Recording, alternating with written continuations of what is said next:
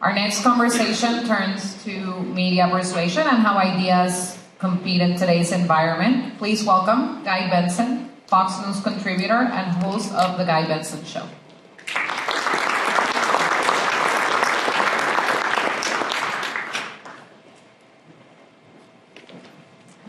Guy, welcome to the Freedom Conservatism Conference. Thanks for having me. This is awesome. I've never been to this venue, too. It's pretty special and unique, and I see some familiar faces, some friends, Ovik, I think, hiding over there. So it's great to be here among friends. Absolutely. Well, we're big fans of you here at the Freedom Conservatism movement, and obviously you've got a number of platforms. You do great work kind of espousing our values all across the country. Really quick, you're here in partnership with AFP. Thank you to AFP for making Guy available to us. Talk about that partnership really quickly and the value that you see in it.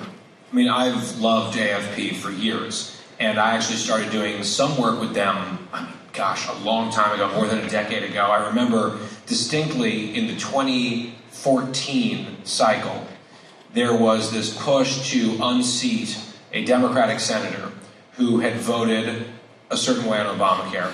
And they asked me to come and do a series of events, one of which was a breakfast in Asheville, North Carolina, which was this blue dot in an otherwise relatively red state, especially at the time. And to my horror, when I showed up at breakfast that morning, I realized I had a whole table of activists to talk to and sort of give a rah-rah speech about Obamacare and accountability and all this stuff. And I discovered that we did not have a private room. We had a table in the middle of this diner, surrounded by patrons who were just trying to enjoy their breakfast. And by a quick look, I kind of got the sense they might not all be on board politically, not to jump to any conclusions.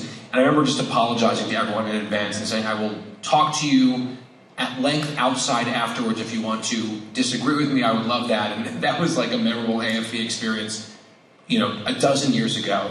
And I've deepened that relationship with them. I just think that they are consistent. I think they are practical. They also have an actual grassroots army. There are really valuable things about AFP. And what they believed when I first started doing work with them is what they believe now. And we don't always see that on the right across every organization, I think is fair to say. And that's refreshing, right? So it's not like you're going to wake up one morning and all of a sudden you're going to be like, okay, are these going to be some weird new policies or tweets or a brand new direction? They'll modulate certain things as necessary, which I think is smart. But the consistency and the practicality combination, I think, is why they're powerful and valuable, and why I'm very, very proud to work with them. That's great. I'm big fans of them, too. So before we dive into the substance, tell us a little bit about yourself, the platforms you have, and also what your audience looks like. Is your audience kind of a traditional conservative media audience, or does it look a little bit different? So the audience is kind of all over the map, which is fun and challenging and a little bit different. It is, for the most part, a conservative, sort of traditional Fox audience, but it kind of depends on the platform to an extent. So listening on my terrestrial radio, as we call it, over-the-air radio stations, that's going to be generally an older crowd, boomers, Xers, and very sort of Trumpy conservative at this point. Then on the podcast, which has significant reach, that definitely skews younger. I just did an event last week out in Northern California where there are people just starving for community if they're right of center. And it was a great venue, sort of in wine country, and we sold out, which was awesome. And it was a station event for one of our affiliates. And it was, about 200 people.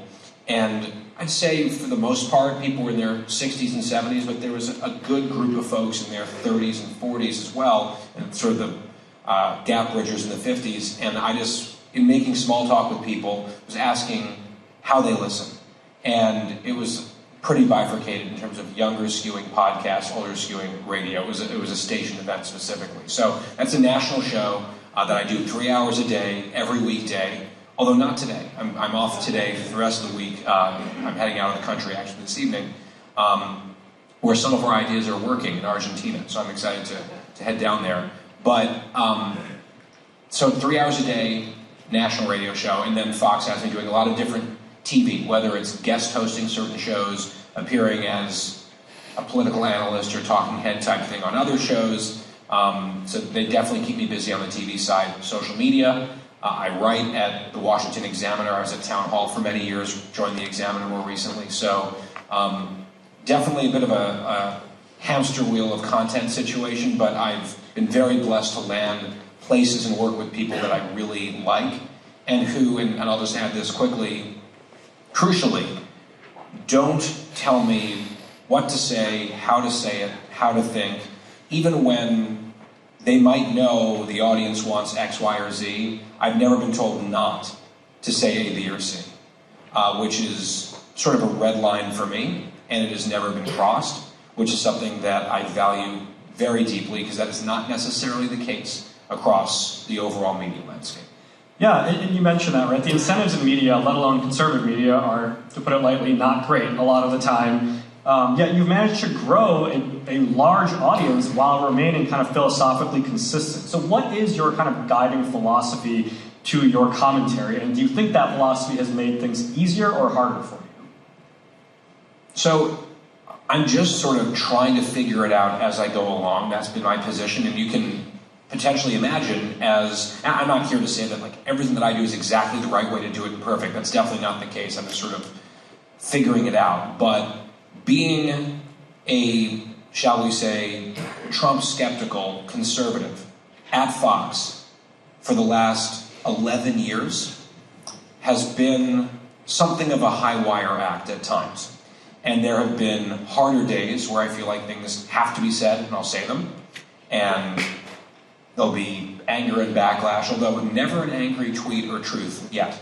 I've heard of dissatisfaction, but not public, so I guess, count your blessings, or I'm not important enough to get that treatment. But I think my overall idea has been, what do I believe? How do I advance the ball? Where is it valuable to speak up in certain ways, and where is it wiser to choose your fights more sparingly?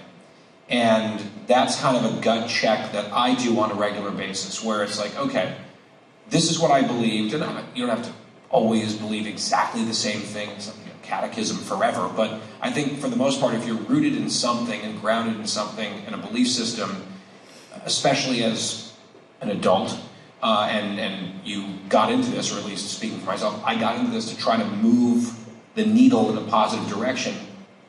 You got to figure out, okay, if you feel like maybe a political coalition that you generally support is straying in a direction that's not positive, how do you pick your battles? What do you say? Is this worth having the fight? Is it worth sticking your neck out on this one, or do you wait until it's that one? And it's sort of like a daily kind of decision-making process, where it's not like I'm censoring myself. It's kind of an internal compass, where generally, a lot of stuff I would have said on TV or radio 15 years ago. It's no surprise exactly what I'm saying now. But when you get into weird areas where you have, for example, a Republican president whose favorite policy is tariffs. It's like the thing that he cares about the most. And you believe things about tariffs. How often are you poking not just the bear in terms of him or the administration, but also an audience that, for the most part, really likes him and almost uses whatever his views are as the North Star of whatever the movement is at any given moment. And it has been a challenge. I'm sure that I have not tackled the challenge perfectly all the time, but I try to at least maintain some degree of intellectual honesty and consistency. And one other thing I'll quickly add is, especially on radio, where we have 3 hours, right? So there's a lot of time you can sort of build things out and do things thoughtfully. I will sometimes kind of do some throat-clearing wind-up to critiques, especially on policy and occasionally comportment, where I will remind the audience, I will warn them, almost like a trigger warning, that they might not like something that's coming, but that's okay, because we're Americans, and we are mature adults and we can disagree on things and still like each other and still listen to each other, and kind of set the stage for making the point that I want to make without sort of just coming right out and punching everyone between the eyes and risking someone then just shutting it off, which A, is not good for business, right? But B, not good for persuasion or trying to keep a certain flame alive if I'm doing it in a way that is actively pissing off people that I'm trying to either keep on side or at least keep open to some things that many of them probably have espoused or believed on some level at some point. So it is a balance at times, and I don't try to I don't sit there calculating and triangulating every day, oh gosh, how to do this, sort of like an instinct at this point. It's been more than a decade of kind of figuring it out and muddling through. But sometimes it does come down to kind of those gut check moments where it's like, all right, something has to be said, and I'm looking around and it's probably going to be me, so it's going to be me. And how do I frame it? And that's I think part of the responsibility of what I do. This is something that you asked, does it make things easier or harder? What's interesting is I am accused regularly of being a grifter from both sides. And I'm like, gosh, grifting does seem to be very lucrative. I wish I could actually get that part of it right. I mean, like, can I grift my way into lots of money? Because I feel like the way actual grifting works is to tell people exactly what they want to hear, which often pays handsomely. And I have 100% lost opportunities because I haven't done that. It's not, I'm not some heroic figure, but I think there's this idea where I'm like, oh, people will say I'm a total sellout to Trump because I will praise him on a lot of things because I think a lot of what he does is good. And I'm not going to change my entire belief system because I have some hang up with him. Right? I'm going to try to believe the things that I've always believed, and when he does them, that's good. And it doesn't bother me that it's him. And often I'm happy that it's him because he happens to be the duly elected president of the United States with the ability to affect change. And if the changes I think are positive, good, constructive for the country, I'm going to say it. But because I praise him on a regular basis, there'll be some people who will be like, oh, sold out. And then, of course, I get the other thing on the right all the time that I'm, an angry, bitter, never-Trumper who blah, blah, blah, all that stuff. And I assure you I'm neither, right? I think Ben Shapiro had a good formulation. He and I occasionally talk for sort of like sanity check, recentering conversations. And years ago, he's become a little bit more overtly pro-Trump in a lot of ways than I have. But back in the 16 cycle, and especially after the election was over and the people had spoken, there was this kind of always Trump mentality. It was like you just kind of figure out a way to twist yourself into defending everything, which gets people into these bizarre pretzels. Then there's the never Trump trap, I think, where people reconfigure their ideology and sometimes their personalities to oppose this person. And Ben said, I'm sometimes Trump. Like, I think that is kind of healthy, and that's how I've gone about it. And it has helped probably in some ways, it has hurt in other ways, but sort of letting the chips fall, because if I totally gave in to or succumbed to this temptation to kind of pick a lane and go fully, binary thinking on this and just play to a certain tribe always, then it's like, I feel like I would be very replaceable. Because there's always someone that's actually fairly easy, lazy work. Me and I'm many people come by it. Honestly, I'm not casting aspersions on anyone. I'm just saying, if I were to not say what I actually believe on a regular basis, there would not, in my mind, be a point of me in this job. I could go find a new career or something like that. Figuring out which way the wind's blowing and keeping an eye on the weather vane all the time and just doing that because of clicks, audience, eyeballs, whatever. It's a way to earn a living, I guess, but it, to me, would just kind of be soul-crushing and would defeat the reason why I chose this path rather than going into sports broadcasting, which is what I wanted to do initially. And sometimes I question my choice, actually. But I'm actually glad I'm here because I'm in a room with you guys talking about things that matter, about ideas that work. And that will always work, no matter whether they're fashionable or not. And if we believe, especially, we were just talking about America 250, if we want to keep this thing going, our ideas are going to be indispensable. And so those of us who have platforms and some ability to at least advance the ball in a good direction, whether it's a calling or a passion, whatever you want to call it, I do feel a responsibility and a certain honor, and sometimes around patriotic events and moments, and you kind of zoom out a little bit, you realize how insignificant you are, but how it's a lot of insignificant people doing a very significant thing over a long period of time, and it's cool to be a part of it. Yeah, that's fantastic. And I want to get to your advice for our movement in a second, and we don't have to spend a ton of time on this, but you mentioned you existed like a very narrow sliver of media, right? I put you in that category, your friend Mary Catherine Ham, right? Eric Erickson, a couple others, Ben Shapiro, of course, who have like kind of carved out this like sometimes Trump lane of just common sense. What do you think happened to everybody else, basically, right? I mean, the people who kind of have contorted themselves into changing everything they believe because they dislike the president's personality, or the people who have just become, somebody who is willing to defend everything no matter how abhorrent. Yeah. Is it the incentives? Is it something else? Well, there are cameras rolling and no alcohol flowing, so I will answer this in a guarded way.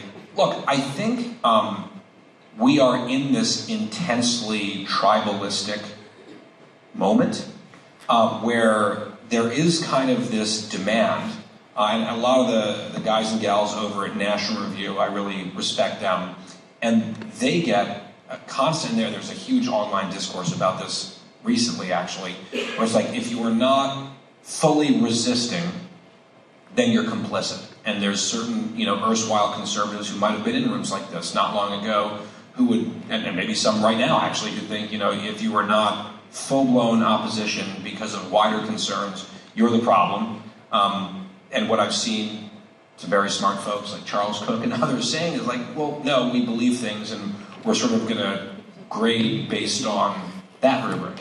I think that there is, to some extent, a financial incentive for certain people to look, especially when everything is so, digitally viewable down to a granular level where you know exactly. I mean, TV ratings are one thing, which have gotten fairly sophisticated, where they know precisely how many people are watching and which guests are doing well in a certain segment, when people are flipping away from certain guests, and how long people are watching and that kind of thing.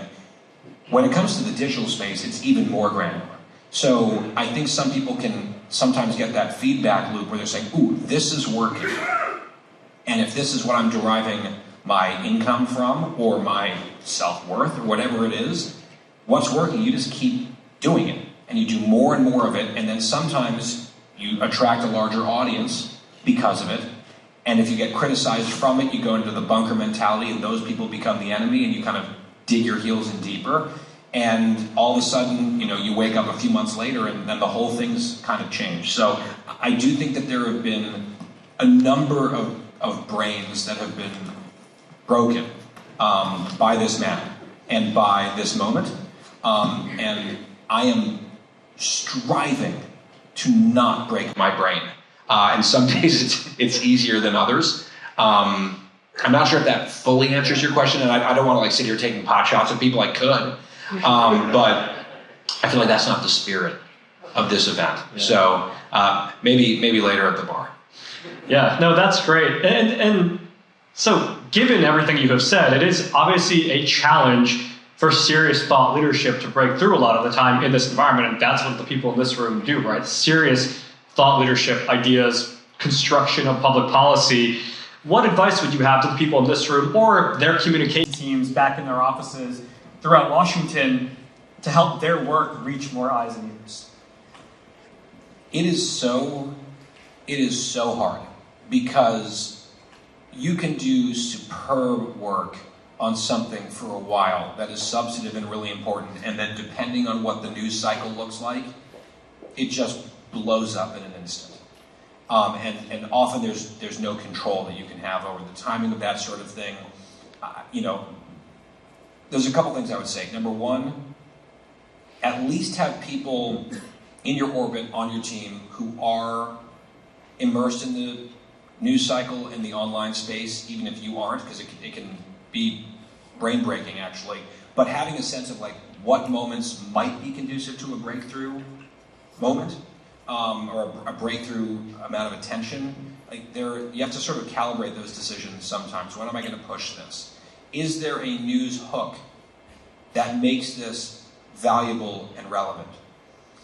Going through the old school, PR firm model, that can work, and there's some PR folks in town that I work with and hear from all the time where I'm like, they've got a good track record of giving me good people and good stuff, so I'll at least open the email and see what's going on. And sometimes it's, it has to be a no because it's too esoteric or whatever, but sometimes they'll pitch at the right time, which is their job.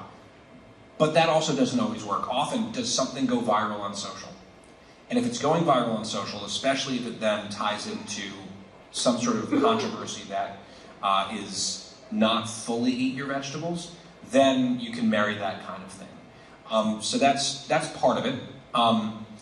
The other thing is getting it in front of the media and in front of our audiences obviously is a worthy goal, and I encourage it strongly for all the obvious reasons. But it doesn't necessarily have to be that audience reached in order for what you're doing to be successful, right? A lot of you are going to have an audience of elite policymakers and their teams.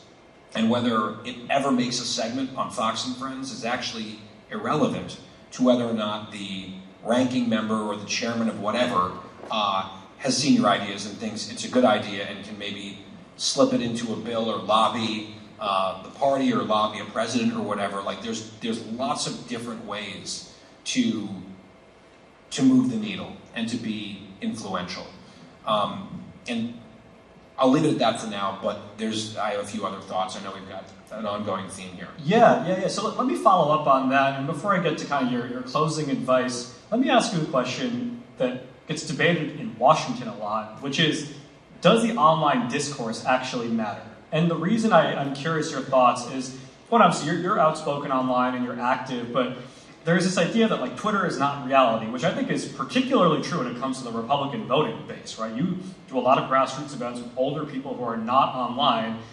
Their discourse and their beliefs does not often match what feels like the base energy is online on the right, and yet that online energy increasingly seems like it's able to influence public policy. So how much do you think the online discourse matters, and how do you see this media space evolving over the next few years? Yeah, it's a really important question, and there's not a clean answer to it, because I think the left has learned the hard way a number of times that the online space, Twitter activism is not real life, and they have made that sort of category error repeatedly and have paid a price for it. I think on the right, we're doing more of it, sort of falling into the exact same trap.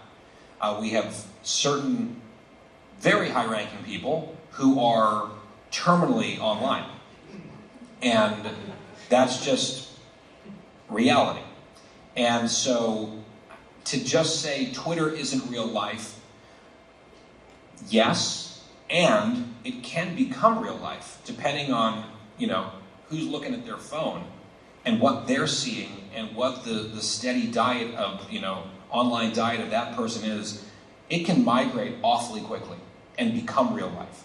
I think of conservatives for years saying, this crazy, and before the term woke even existed, but this crazy woke stuff on college campuses, these kids are in for a rude awakening when they enter the real world. And then that wasn't really the case because they were reshaping the real world and reshaping corporate America.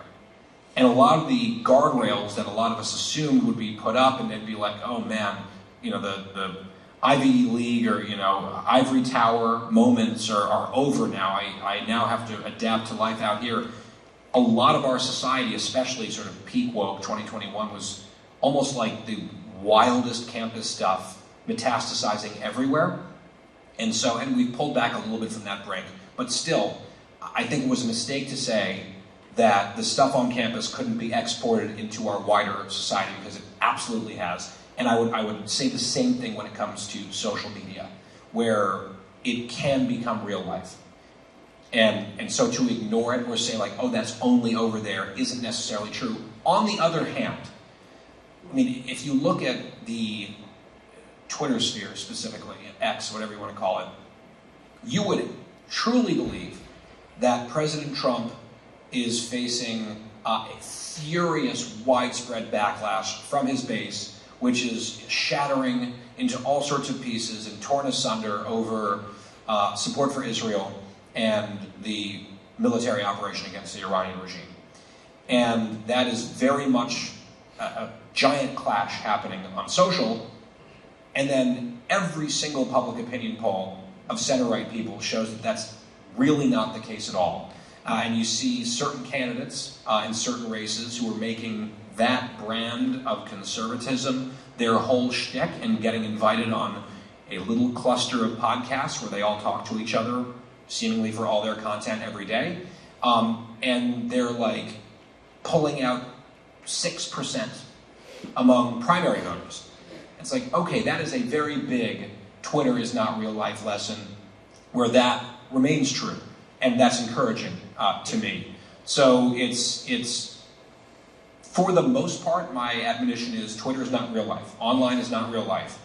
But I think the more that we have a rising generation of leadership that is constantly tethered to social media and their phone, that might be changing. It's something to keep an eye on. Yeah, and I think that's even true among the voting coalition. The prior panel was about who that coalition is, and you sort of got the traditional older Republican base, Latinos, young men, young people, but they themselves are increasingly online, and so I think we're kind of seeing that evolve, and I think one of the things that we're really trying to emphasize here at the FreeCon project, and Brian mentioned it too, is we have a lot of victories to talk about happening in real time, but they don't always make headline news, right? A lot of them are at the state level over the last 5 or 10 years on taxes and education choice and all these other issues, but we need to be able to tell that story effectively. How do you tell the story of the successes of our ideas? Or just to tell the story at all. That's the other thing. When I talk to younger conservatives, one thing to keep in mind is people of a certain age and younger, all they've really known in their entire political awareness is this era, Trump and all of that. In many cases, our ideas, they actually have never heard.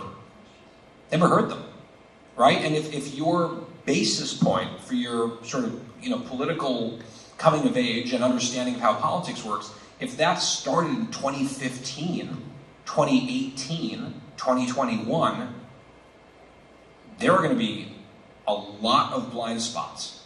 And so I think us simply making the arguments that we have always made in sort of a cheerful, accessible, non-lectury, non-tisk-tisking sort of way, just making them, you might actually reach some people, especially on the younger side, who will have to at least grapple with the thought for potentially the first time ever, which is why it's important to keep making the argument.